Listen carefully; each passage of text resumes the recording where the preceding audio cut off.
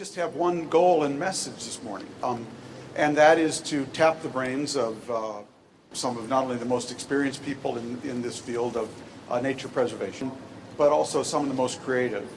On one question, how do we make differentiated scale change? We have been probably the largest funder of protected areas around the world. We've provided funding for over 3,200 protected areas. And in the course of doing that, we learned that just focusing on the side scale action is not sufficient, and it's actually a recipe for losing many battles. And we have seen many battles being piled up that we can't really address. That's why we are moving and have moved to the systemic scale. We need to look at the systems of protected areas. We need to look at the system as a whole, the landscapes as a whole, so that we can start managing protected areas from the outside. And failing to do that is creating tremendous stresses and different systems. I'll just illustrate in the next couple of minutes what's happening in my country, in Brazil. You probably heard in the press the tremendous crisis of water in the state of São Paulo. The state of São Paulo in Brazil is responsible for 30% of the GDP of the country. If the state of São Paulo was a nation state in South America, it would be the second largest economy right after Brazil. And output from the industry is dropping dramatically as a result of that. We are losing 3,000 jobs every 2 weeks because of reduced industry output, and it's all driven by a succession of small-scale actions that didn't look at the system in the big scale. Usually, small-scale conflicts over protected areas and natural resources and forests are always against short-term results. So it's a particular stress, it's a particular opportunity for short-term gains as opposed to long-term gains. And because we almost always lose these battles on the short scale, because short-term frame, because the economic output is much more attractive than returns in the long haul, then we start losing battle after battle after battle.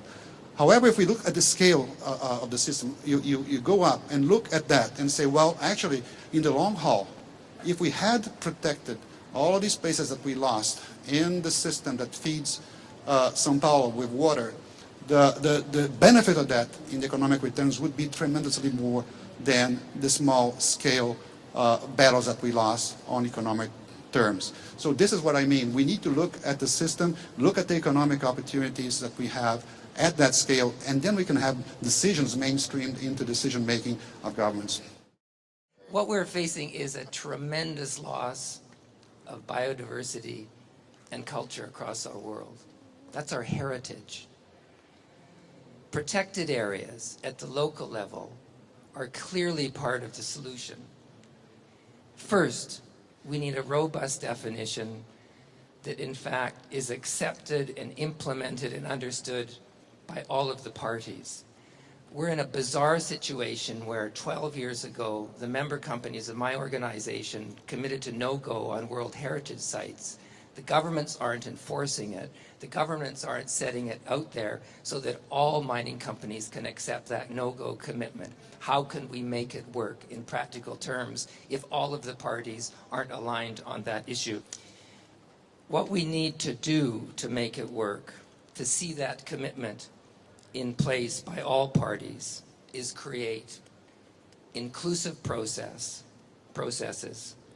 develop the knowledge base involving science and traditional knowledge working together and evoke collaborative decision-making that can ensure that those who are affected by the decision-making that affects their life participate in those decision-making. On the scale issue, we cannot lose sight of the bigger picture. We need to understand the protected areas concept inside the global ecosystem. The biggest signals that we are understanding about biodiversity loss are coming from global signals. They don't translate to the local community. The local community is where the action is. The companies that participate in my organization, the mining companies, are struggling to build effective relationships with local communities. if local communities don't understand that biodiversity loss is an issue, it's not going to translate to concern for our companies. So there's a huge communication issue in terms of taking the global statistics about biodiversity and cultural loss to the local level. The fact is the world's population now stands at 7.2 billion people. The UN estimates that we will not taper off until we reach at least 11 billion people. Now that's a billion people more than we thought previously. We've updated our projections based on what we're seeing happening to fertility rates, particularly in Africa. They're not coming down as fast as we thought they would. At the same time, we have a huge increase in the consumption. Currently, we appropriate a quarter of the world's net primary productivity. And on average, each of the 7.2 billion ones of us consume 9 tons of biomass materials, fuels, and minerals every year. So that's massive.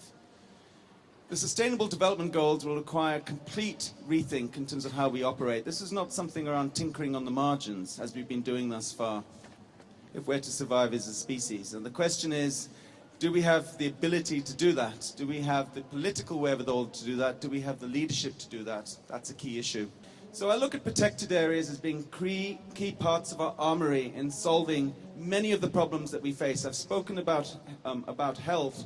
In the context of environmental change, we know that protected areas are more effective than other forms of land governance in addressing environmental change and addressing deforestation, and certain types of protected areas are better than others in this regard.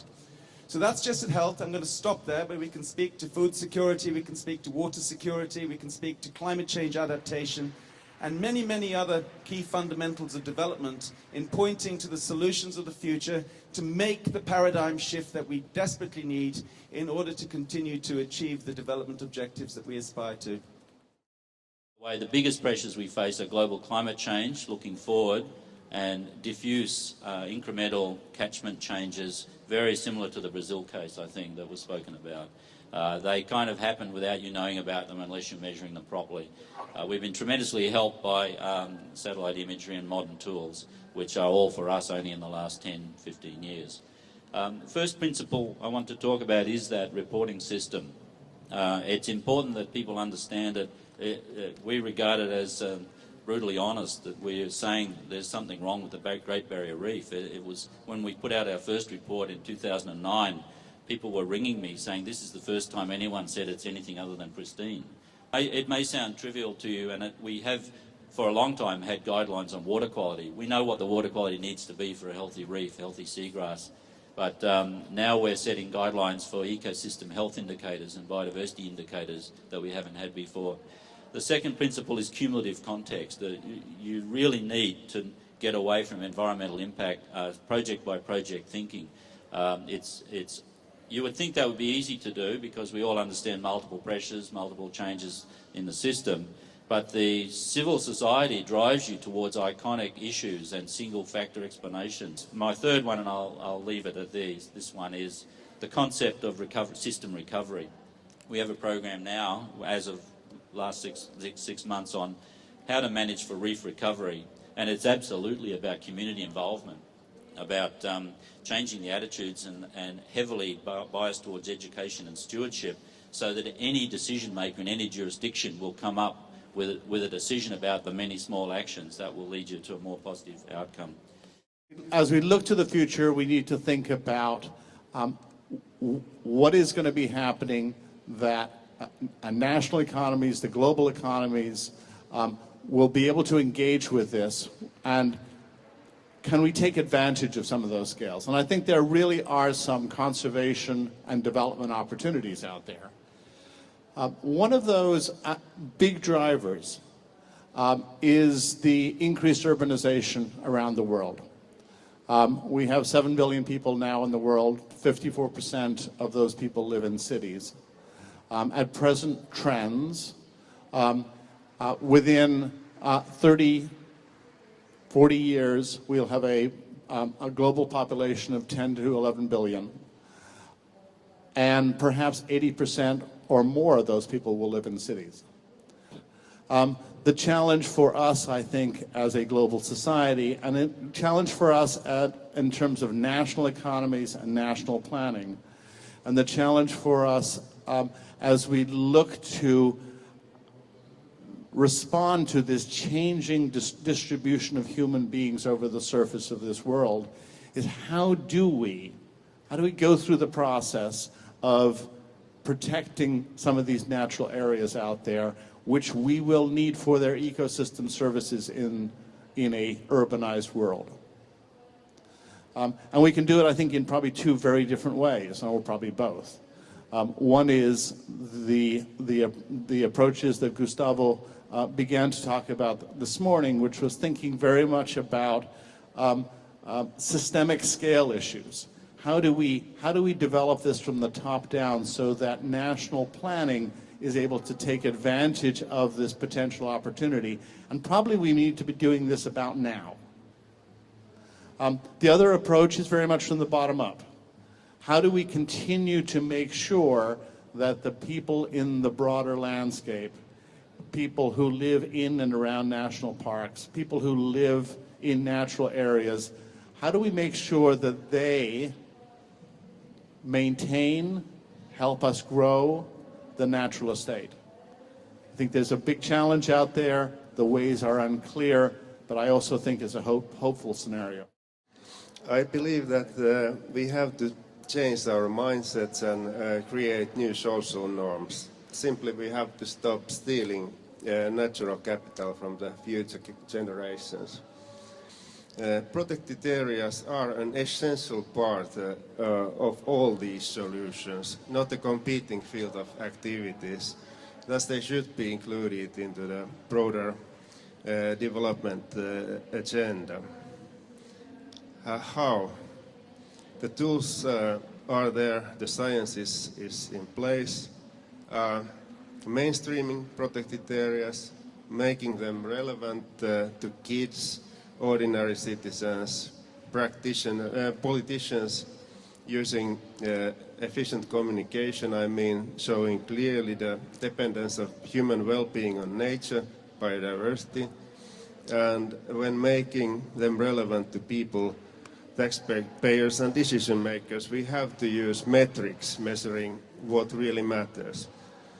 It is not rocket science. For instance, in Finland, we know that every euro used by the government in the national park system pays back tenfold in the local economies through private sector, creating jobs and well-being for the local communities. I would argue what we really need to do is recover the language and rename green geopolitical, geoeconomic, capitalistic, patriotic, urgent.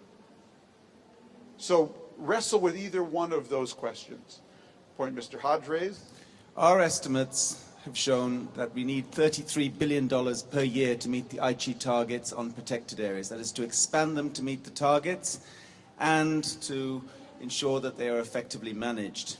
And it might sound a lot until you realize that we're spending 52 times that amount each year on armaments. And that's an important point because armaments are purchased in order ostensibly to give us security. But we're forgetting about security from climate change and natural disasters, and security from health disasters associated with environmental change, and security associated with the absence of access to water, fresh water, and so on and so forth. So we need a new paradigm that actually starts to see protected areas as investments in human security. And I think that paradigm shift is going to be something which may require something quite calamitous to happen to sort of make us recognize that our security is being so vitally threatened by our inability to protect the natural world. We tend to name protected areas as almost big zoos, places where we protect in the wild, outdoor zoos, you know, places where we protect flora and fauna basically from the outside, and we have gates around them and charge admission. But really what you're saying, you know, what Tony has said, what Gustavo, what you've all said about the Great Barrier Reef or whatnot, that these are actually generators of economic, health, food, security. I think what we've seen probably over the last 20 years is a is a shift of authority and power from national governments into the private sector. And the influence that the private sector has at a global scale is clearly becoming much greater. And one of the things that we were just talking about here was, how does one set up some kind of regulatory framework that allows the private sector to engage in a powerful way? And I think that remains an open question, because what we don't have is a multinational government. And national governments find it very, very difficult to regulate multinational corporations. The debate, and I will say I had the pleasure of listening to a conversation between two world finance leaders in the G20 recently held in North Queensland, and the topic of conversation was how do you make forward plans in your government? And it boiled down to, well, we make plans for about 3 or 4 years. We have long-term aspirations we sell to the public. And then I left that meeting and I thought that's tough. You know, you've got very big economic institutions being driven by electoral cycles. And then I walked around to the port manager next door, who was under the pump under pressure, is what we say. And he showed me his 50-year plan for his port. So there's something wrong with the timescales involved. You know, in America, we used to talk since FDR about an administration's first 100 days. What are you going to accomplish in your first 100 days? I recently wrote about what's happened to American politics. We're now down to the only 100 days. So we basically govern our country for 100 days every 4 years. Because after the first 100 days, then you got to worry about the midterm. I mean, the midterm's coming up, you know, in a year and a half. And then, of course, once you're through the midterm, Hillary Clinton's already declared, you know, for the presidential. So we got to really focus on that and put everything aside. So we now govern America, you know, arguably, you know, one of the preeminent democracies in the world. Well, for 100 days, if we're lucky, every 4 years. Mother Nature laughs at that. Because what we are talking about here is how to bring change. And I don't think we talk enough about understanding change, understanding how to manage change, understanding resistance to change, understanding different roles of change agents, and bringing together strategically the right things to do to bring change at the right time for the right reason. But Russell, you made a point which I found was fascinating, and that is you talked about the farmers that were using the agricultural chemicals that were getting into the ocean that is destroying, and because of the quality problem, destroying the Great Barrier Reef. And what you said was that one of the key success factors was you had to stop demonizing the farmers and make them part of the solution. So the reason I raised that is the greatest skill in the world today that embodies the capacity to bring the change, to have the action that we require, is lodged in the multinational corporations. And I can tell you the challenge is to make them part of the solution, not to demonize them. I sit in a room with the chief executive officers. They don't like being demonized any more than I do. I think they want to be part of the solution. It might mean doing things differently, but I think we have to understand that and move to that kind of mindset. And we're not very good at that. Without private sector being part of this solution, we are not going to be able to remove perverse incentives from government policies. And the only way that we do this is by really showing where, for example, in fisheries, it makes absolutely no sense to subsidize the depletion of the oceans by keeping, you know, fleets that make no sense anymore with subsidies for fuel, etc., that only serve a particular set of customers. So we need to be able to do that on a systematic way. But it's one of the thorniest problems, and without enlightened private sector engagement in these questions, I don't think we're going to be able to solve this anytime soon. We've been working for 6 months on a long-term sustainability plan. I had the pleasure of chairing the meeting with involved the officials meeting the ports reps, the peak body reps from the all those sectors I told you about. The Indigenous people haven't had a mention, and we have 20% of our marine park under co-management arrangements with the traditional owners, Australian Aboriginal people. And look, wherever we see glimmers and glows of embers of a future path for success, it comes from exactly what Anthony said: cooperative, mutual respect, a little bit of give and take, understanding each other's objectives, multiple strategy, multiple evaluations with everyone in the room. The worst thing you can do is have the scientists go off into one room and hand down some stone tablets that everyone wondered how did they come up with this? So it's strong engagement at all levels and with mutual respect, to me, is the most powerful institutional design tool to get that self-interest working to the maximum benefit. Just a very short comment. Quite clearly, this whole issue of government and perverse incentives is something we all grapple with. I think I would agree with my colleagues on the panel that having a single multinational government would be probably a bit problematic. The laws of unintended consequences would be very powerful. At the same time, I think we also should recognize that the processes that we're involved in today are exactly, in some sense, what we aspire to in this arena, which is bringing together multinational processes, which involve civil society as well as private sector and as well as government, to develop consensuses on some of these issues. We're not very good at this. We're not very good at being able to translate these consensuses into action, but I think we're getting better at it. It'd be just worthwhile reflecting in some sense on the value of the World Parks Congress and what we can do to actually make it better to indeed deal with these multinational processes.